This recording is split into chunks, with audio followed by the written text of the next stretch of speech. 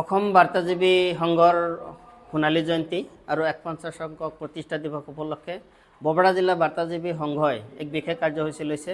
ৰাতিপুৱা পতাকা উত্তোলন স্মৃতি তৰ্পণকে আদি কৰি আজি বীৰ লাচিত দিৱসো আছে। লাচিত দিৱসৰ লগত গোটেইখিনি মিলাই আমি এটা আলোচনা চক্ৰ পাতিছোঁ। এই আলোচনা আছিলে যে সংবাদ মাধ্যমৰ প্ৰত্যাহ্বান ভৱিষ্যত আৰু সচেতন নাগৰিকত ইয়াৰ ভূমিকা এই সম্পৰ্কে আলোচনা চক্ৰ চলি আছে।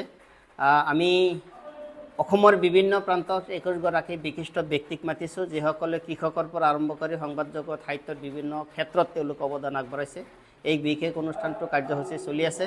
আমি আশা কৰিম বাৰ্তাজীৱী সংঘ অসমৰ এক অন্যতম অনুষ্ঠান, ভাৰতৰ এক অন্যতম অনুষ্ঠান। গতিকে বৰপেটা জিলা বাৰ্তাজীৱী সংঘয়ো ইয়াৰ লগত হাতে হাত ৰাখি আমি কাম চলাই আছোঁ।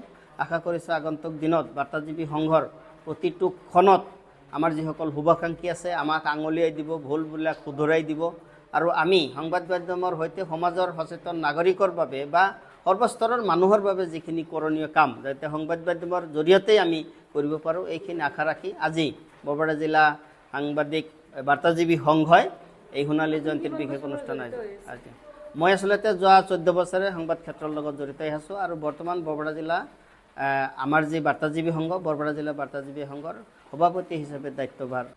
অসম বাৰ্তাজীৱী সংঘৰ সোণালী জয়ন্তী আৰু ১৫০ সংখ্যক প্ৰতিষ্ঠা দিৱস উপলক্ষে বৰপেটা জিলা বাৰ্তাজীৱী সংঘই এক বিশেষ কাৰ্যসূচী লৈছে।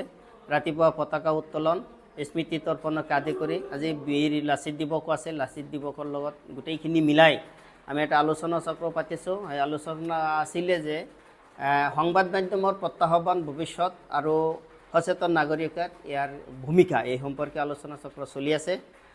আমি অসমৰ বিভিন্ন প্ৰান্তত ২১ গৰাকী বিশিষ্ট ব্যক্তিক মাতিছোঁ, যিসকলে কৃষকৰ পৰা আৰম্ভ কৰি সংবাদ জগত সাহিত্যৰ বিভিন্ন ক্ষেত্ৰত তেওঁলোক অৱদান আগবঢ়াইছে।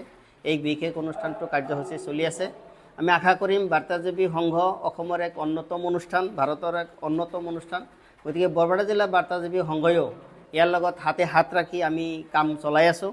আশা কৰিছোঁ আগন্তুক দিনত বাৰ্তাজীৱী সংঘৰ প্ৰতিটো ক্ষণত আমাৰ যিসকল শুভাকাংক্ষী আছে আমাক আঙুলিয়াই দিব, ভুলবিলাক শুধৰাই দিব আৰু আমি সংবাদ মাধ্যমৰ সৈতে সমাজৰ সচেতন নাগৰিকৰ বাবে বা সৰ্বস্তৰৰ মানুহৰ বাবে যিখিনি কৰণীয় কাম যাতে সংবাদ মাধ্যমৰ জৰিয়তেই আমি কৰিব পাৰোঁ, এইখিনি আশা ৰাখি আজি বৰপেটা জিলা সাংবাদিক বাৰ্তাজীৱী সংঘই এই সোণালী জয়ন্তীৰ বিশেষ অনুষ্ঠান আজি মই আচলতে যোৱা ১৪ বছৰে সংবাদ ক্ষেত্ৰৰ লগত জড়িত হৈ আছোঁ আৰু বৰ্তমান বৰপেটা জিলা আমাৰ যি বাৰ্তাজীৱী সংঘ বৰপেটা জিলা বাৰ্তাজীৱী সংঘৰ সভাপতি হিচাপে দায়িত্বভাৰ।